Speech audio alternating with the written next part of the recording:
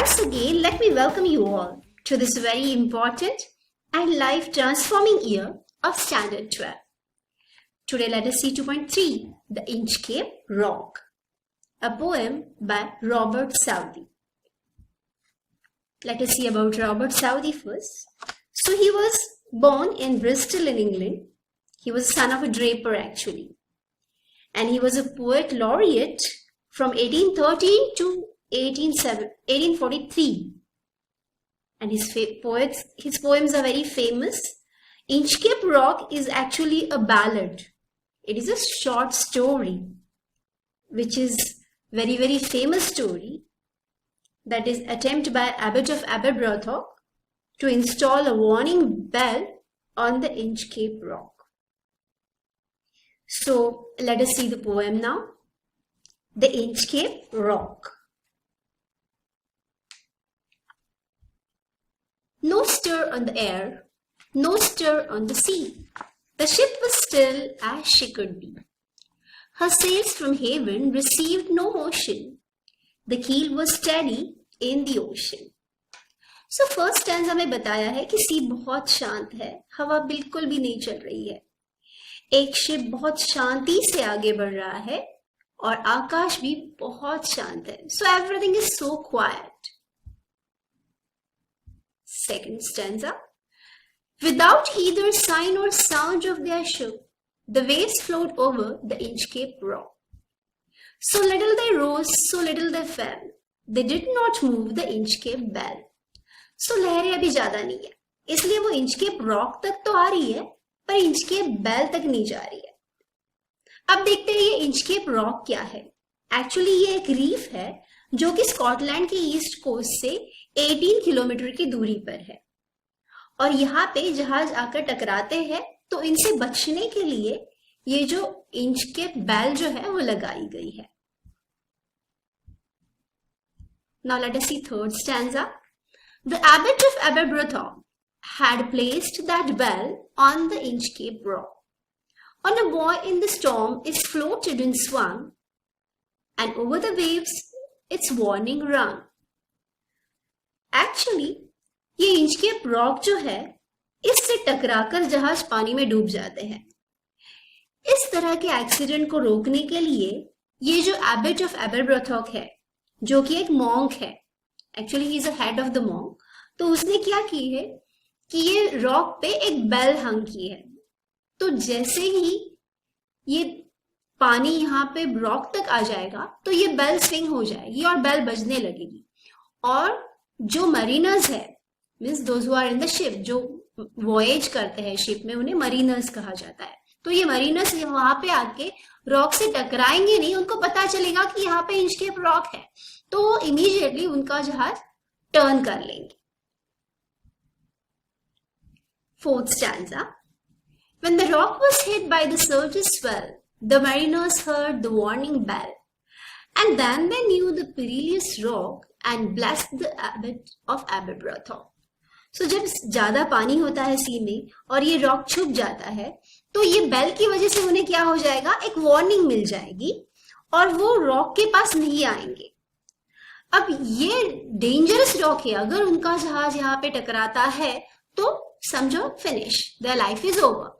तो वो perilous rock से वो बेल उन्हें बचाती है, और बेल किसने ट्राई की है, एबट ऑफ एबरब्रॉथॉक ने. So naturally all the mariners would bless him. अरे कितना अच्छा काम किया है, इसकी वजह से हम बच गए. तो everyone would bless abbot of Aberbrothok. The sun in the haven was shining gay. All things were joyful on that day. The seabirds screamed as they wheeled around, and there was joyance in their sound. So उस दिन सब कुछ बहुत सुहावना था. Sun was shining, seabirds भी बहुत खुश थे और खुश होके वो स्क्रीम कर रहे थे, आवाज निकाल रहे थे. Everything was so beautiful on that particular day. Sixth stanza. Now here, on the buoy of the Inchcape Bell was seen a darker speck on the ocean green. Sir Ralph the rover walked his deck and fixed his eye on the darker speck.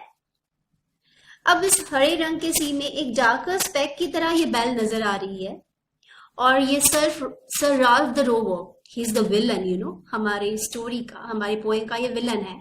तो वो उसके deck के ऊपर खड़ा है और बस उसकी आंख ये बेल के ऊपर ही है, वो कंटिन्यूअसली ये इंच के बेल को देख रहा है।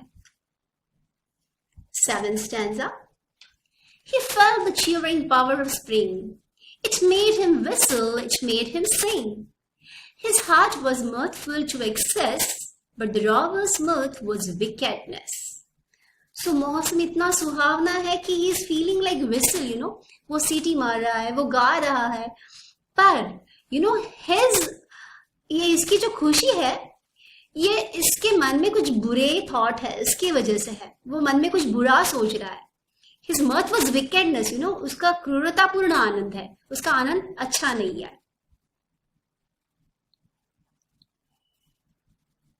His eye was on the Inchcape float.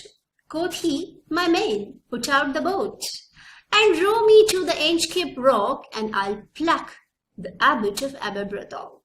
So अभी वो उसके लोगों को बोलता है कि मेरे दोस्तों मुझे वो रॉक तक ले जाओ। तो वो जहाज में से एक छोटी बोट निकालते हैं और वो बोट से वो रॉक तक जाना चाहता है, क्योंकि उसे ये एबट ऑफ एबरब्रॉथॉक जो है उसको दुख देना है, उसे उसके लिए कुछ तो भी बुरा करना है। The boat is lowered and the boatmen row, and to the Inchcape rock they go. Sir Ralph bent over from the boat, and he cut the bell from the Inchcape float. So जैसे ही वो rock के पास वो boat पहुंच गई तो sir Ralph ने boat से बाहर झुककर ये जो इंचकेप बेल थी उसे काट दिया।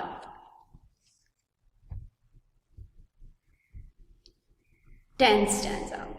Down sang the bell with a gurgling sound. The bubbles rose and burst around. Quoth Sir Ralph, the next time who comes to the rock won't bless the abbot of Aberbrothock. So जैसे ही उसने bell काटी वो gargling sound करके ये bell पानी में डूब गई, और सर राल्फ ने कहा कि अब यहाँ से आगे यहाँ पे जो कोई भी आएगा वो उस एबट को ब्लेस नहीं करेगा, एबट को दुआ नहीं देगा। 11th stanza. Sir Ralph the rower sailed away. He scoured the seas for many a day, and now grown rich with plundered store, he steers his course for the Scotland shore. अब sir Ralph समंदर में बहुत दूर चला गया, बहुत दिनों तक उसने बहुत पैसा लूटा और उसने सोचा कि अभी उसे वापस आना चाहिए। He gathered a lot, बहुत अमीर हो चुका था और उसने सोचा कि चलो अब मैं स्कॉटलैंड की तरफ वापस निकलता हूँ, वापस जाता हूँ। So thick a haze overspreads the sky, they cannot see the sun on high. The wind hath blown a gale all day, at evening it hath died away. पर आते वक्त क्या हुआ कि अचानक मौसम बहुत खराब हो गया, पूरा फॉग था, कुछ भी दिखाई नहीं दे रहा था और दिन भर ऐसे तूफान चल रहा था। ओके, सो ये दिन भर का तूफान रात को थोड़ा थम गया।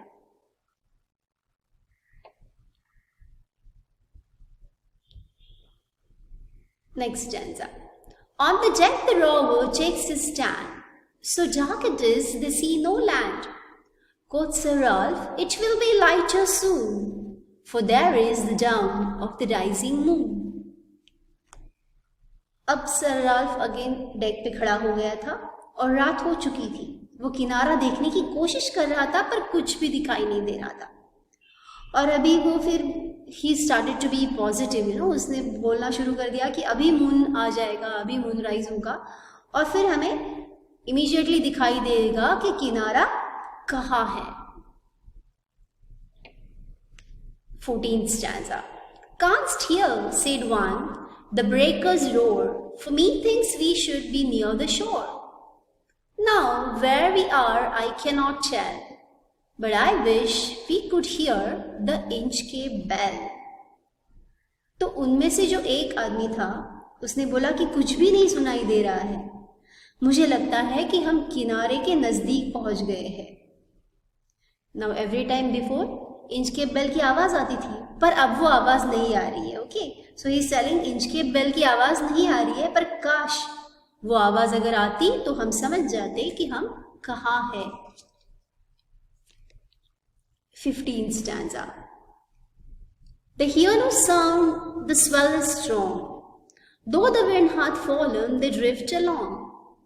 Till the vessel strikes with a shivering rock. Oh Christ, it is the Inchcape Rock. तो कोई आवाज नहीं आ रही थी, हवा बहुत तेज चल रही थी और उनका जहाज स्लोली मूव कर रहा था, पर अब उन्हें पता नहीं चल रहा था कि वो कहाँ जा रहे हैं। और फाइनली वो कहीं जाके जोर से टकरा गया। उफ, वो इंचकेप रॉक था, वो रॉक से ही अल्टीमेटली टकरा गया। 16th stanza. Sir Ralph the rower tore his hair. He crushed himself in his despair. The waves rush in on every side. The ship is sinking beneath the tide. अभी सराफ को बहुत ज़्यादा पछतावा हो रहा है। ओके, ही वो खुद को कोसने लगा क्योंकि अभी शिप टूट गया था और चारों ओर से उसमें पानी भर गया और शिप जहाज जो है उनका वो डूबने लगा था। 17th and the final stanza of our poem. But even in his dying fear, one dreadful sound could the rover hear. A sound as if with the Inchcape bell, the devil below was ringing his name. So sir Ralph को अभी भी वो Inchcape bell की आवाज़ सुनाई दे रही थी, जैसे कि वो उनका जहाज जैसे नीचे जा रहा था, उन्हें ऐसे लग रहा था कि डेविल जो है वो ये बेल बजा रहा है, ये बेल रिंग कर रहा है। तो यहाँ पर जो है हमने बहुत इम्पॉर्टेंट लेसन यहाँ पे ये पोएम ने सिखाया है कि The one who digs pit for others falls into it. हम अगर दूसरों के लिए गड्ढा खोदते हैं तो खुद ही उसमें गिर जाते हैं। So, जैसी करनी वैसी भरनी। As you sow, so shall you reap. So students, I hope you have understood the poem. Thank you very much for listening.